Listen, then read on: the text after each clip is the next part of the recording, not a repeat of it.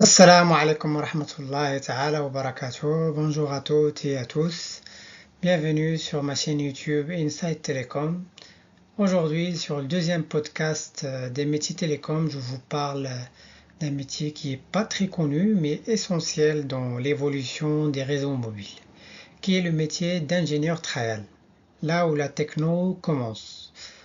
Avant que la 5G arrive dans votre téléphone, il y a des gens qui l'ont testé en premier et j'en ai fait partie.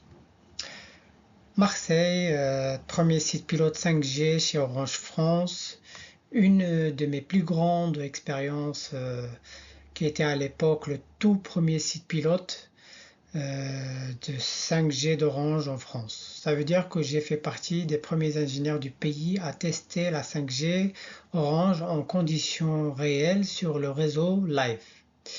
À ce moment-là, la 5G était encore à l'état brut, c'est-à-dire qu'elle n'était pas stabilisée et qui n'était pas industrialisée. C'était tout le début. Mes deux missions 5G sur ce site pilote, la première c'était les premiers appels 5G NSA en TDD. Donc l'objectif était de préparer et valider les premiers appels 5G en non-standalone NSA. On vérifiait la configuration end-to-end du RAN jusqu'au corps. On vérifiait aussi les paramètres, les prérequis clients, la qualité radio du site pilote et le comportement du call via nos outils de test. Puis on lançait les premiers appels 5G d'Orange France. En ce qui concerne la deuxième mission, qui était une démonstration de digital beamforming pour l'ARCEP. Donc cette deuxième mission, l'objectif c'était de montrer l'impact du beamforming en situation réelle. On utilisait deux outils, les mobiles de test pour lire les SSB et suivre quel beam le téléphone sélectionné et l'analyseur de spectre pour afficher les SSB, le balayage des beams envoyés par l'antenne. C'était impressionnant parce que le fait de voir cette feature de beamforming sur analyseur RF et de voir les SSB apparaître les uns après les autres, c'était un moment unique. Quelles compétences il faut vraiment pour être ingénieur trial?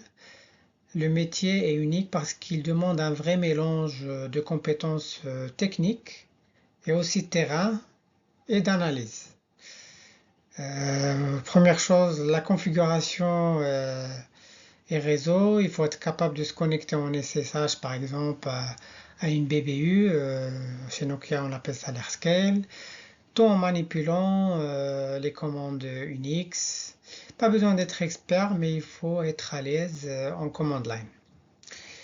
Sur le terrain, il faut savoir manipuler la fibre, faire du câblage RF propre, vérifier une antenne, une orientation d'antenne, comprendre la chaîne radio et parfois oui, il faut être prêt à monter sur le toit pour vérifier une antenne ou un câblage.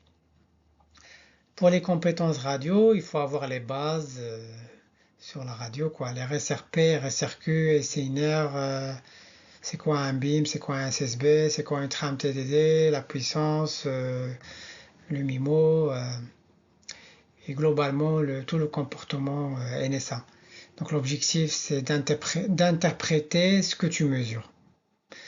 Et pour l'analyse et protocole, les outils du quotidien, Wireshark, QSDM, analyseur de spectre.